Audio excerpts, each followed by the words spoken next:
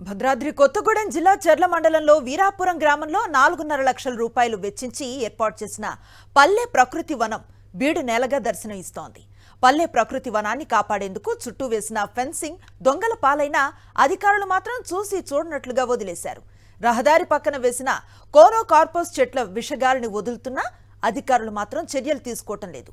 మానవ మనుగడకే ముప్పు తెచ్చే కోనో కార్పస్ చెట్లను ఎన్నో చోట్ల తొలగించినా వీరాపురంలో మాత్రం వాటి జోలికి వెళ్లకపోవటం స్థానికంగా ఉంటున్న ఆదివాసీలను ఆవేదనకి గురి చేస్తోంది.